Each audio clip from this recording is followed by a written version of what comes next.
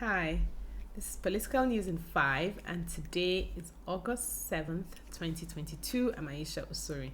Now, first on the list today is the campaign structures for both the PDP and APC coming together. Last week, we heard that Governor Lalong of Plateau State has been selected as the Director General of the Tinubu campaign.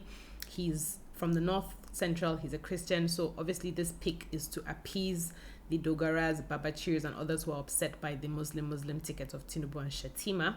It's also typical to pick governors for this role, so nothing new there.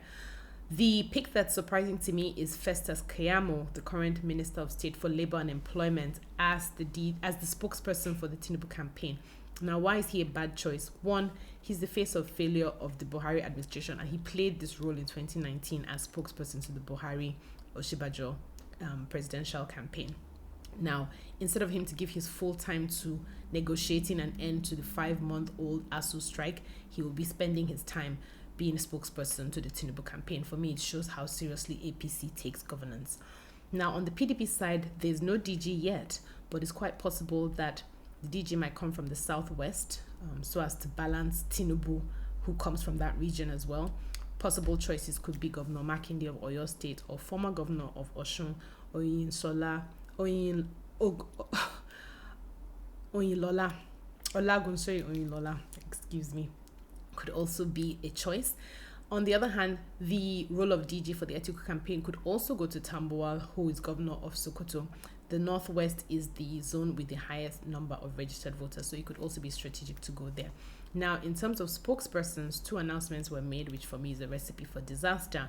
One of them was Dino Melaye, the other one was Daniel Bwala. Now, for Melaye has been a senator both under APC and PDP, so he's flown both sides. I think picking him shows how seriously the Atiku campaign take this campaign. He makes videos, dances, and sings. For me, that's not what they need right now. On the Bwala side, he is very articulate, but also quite vocal. Recently said when he was an APC member that PDP is the kind of party that can never finish what they start. I think by picking him, what they've done is make him an issue to be addressed as opposed to him setting the agenda for the campaign.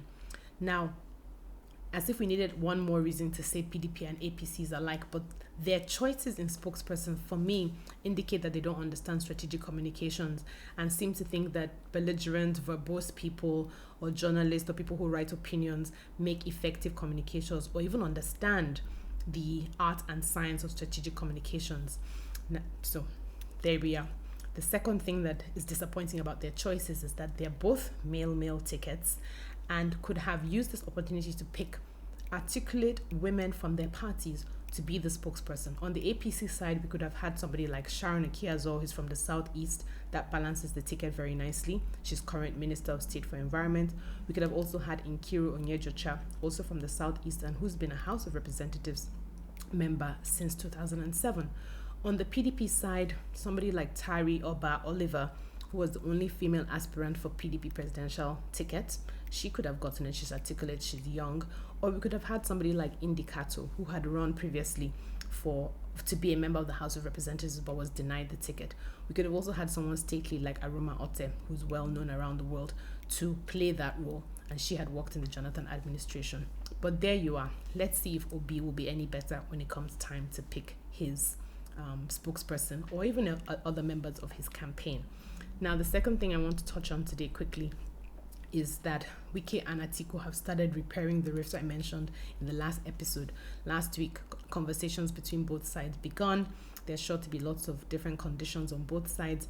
I understand that two of the conditions on Wike's side is that one, Atiku only serves 1 term. Where have we heard this before? And that Yochia Ayu, the national chairman of the PDP, steps down and that role goes to somebody from the south. Let's see whether there's enough room to compromise and come together before the elections in February. And so finally, the last thing I want to talk about this week is the Obi campaign, often dismissed for being an online social media campaign and not on the streets. A word that's been used is lacking in structures, but Obi keeps pointing out that the people are going to be his structures. Last week, 2 interesting things happened to show that Obi's appeal is moving beyond online to offline. One of them was the endorsement of Afenifere, a Yoruba socio-cultural group that in the past had endorsed Atiku. Now they're endorsing Obi, and made it clear that one of the reasons they're not endorsing Tinubu is not wanting to continue the failed Buhari administration policies. And then second, yesterday there was a 1 million persons march in Nasarawa in support of Peter Obi that seemed to have quite a large turnout. So it's clear that there's a lot of excitement around Peter Obi, and when we tie that energy around Peter Obi to the fact that 71% of the 12.2 million people who completed their registration over the last 7 months, that's from January to July 2022, that number, 71%, are made up of people aged between 18 and 43. These are demographics that are not excited by either Tinubu or Atiku. So let's wait and see. Well, that's it for me this week. This is the time now to get your PVC if you don't have one, so that we can make sure we have a higher voter turnout in 2023. Join me again next week. Stay safe until then. Bye.